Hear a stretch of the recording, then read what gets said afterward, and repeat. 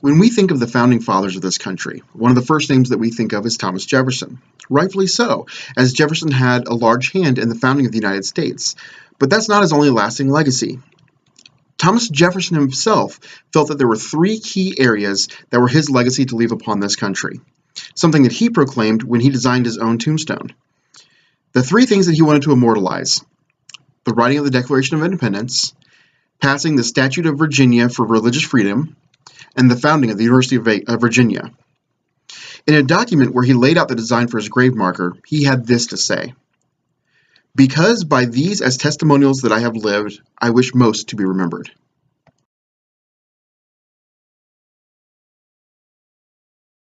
Jefferson held a strong belief that what human beings most wanted in life is comfort and stability, which would lead to happiness. This can be seen in the Declaration of Independence and its immortal lines: "We hold these truths to be self-evident, that they are endowed by their Creator with certain unalienable rights, that among these are life, liberty, and the pursuit of happiness." But it is also Jefferson's determined will that the government will be for the people and by the people that is also evident in the next lines: "That to secure these rights, governments are instituted among men, deriving their just powers from the consent of the governed.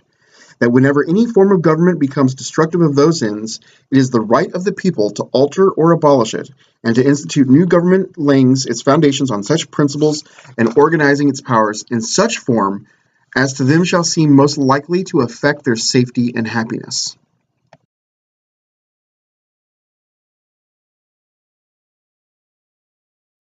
Jefferson embraced the Enlightenment period, and one way he exhibited these values was his belief in universal education.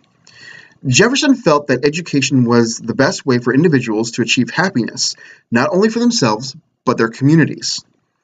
While serving in the Virginia General Assembly, Jefferson assisted in an educational proposal that included elementary schools for all children generally, rich and poor, without distinction; colleges for a middle degree on instruction, calculated for the common purposes of life, yet such as would be desirable for all who were in easy circumstances; a university constituting the ultimate grade for teaching the sciences generally and in their highest degree. Those were words from the actual proposal itself.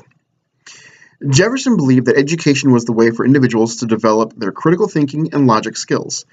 These skills would allow people to become capable of forming factual opinions and establishing stable and lasting governments.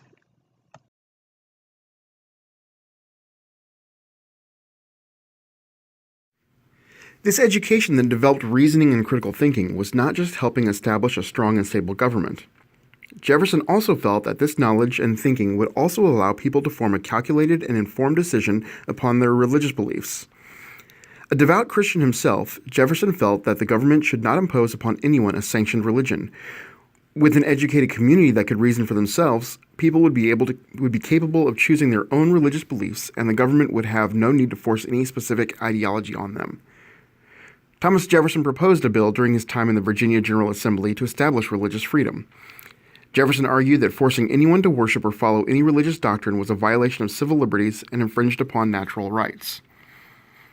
Jefferson stated in his first inaugural speech, "And let us reflect that, having banished from our land that religious intolerance under which mankind so long bled and suffered, we have yet gained little if we can countenance a political intolerance as despotic, as wicked, and capable of as bitter and bloody persecutions." He believed that any government that persecuted someone for their religious beliefs or actions, or lack thereof, would never truly be free. In his book, Notes on the State of Virginia, Jefferson stated it well: "The legislative powers of government extend to such acts only as they are injurious to others. It does me no injury for my neighbor to say there are 20 gods or no God. It neither picks my pocket nor breaks my leg." I've mentioned that Thomas Jefferson's policies and political beliefs have still influenced decisions and policies today. There are a couple instances where not necessarily Jefferson's distinct and outright writings have made a difference, but his ideals that have been pressed upon the United States have made a difference in some other decisions. Just kind of want to point out a couple of those. The Enlightenment ideals of Thomas Jefferson had significant impacts and effects on future generations of Americans as well. In 1848, Lucretia Mott and Elizabeth Cady Stanton headed the Seneca Falls Convention, in which they initiated and created a Declaration of Sentiments, echoing the principles of Jefferson, demanding equality and inalienable rights for both women and men. In 1954, the Supreme Court rendered its historic decision in Brown v. the Board of Education of Topeka, Kansas, outlawing segregation in public schools. Brown embodied Jeffersonian ideals because at the time of this decision, African American segregated schools received significantly lower amounts of funding than did Caucasian segregated schools. Thus, the Supreme Council decision solidified the notion that separate but equal was not equal, because the quality of public education systems in America was not universally equivalent. And finally, in 1962, in the Supreme Court's case of Engel versus Vitale, the justices ruled in favor that mandatory prayer in public schools was unconstitutional, which was thus supported Jefferson's strong belief in freedom of religion. It's not saying that you can't pray in school, it's saying that it can't be mandated, and that's where a lot of the confusion comes in.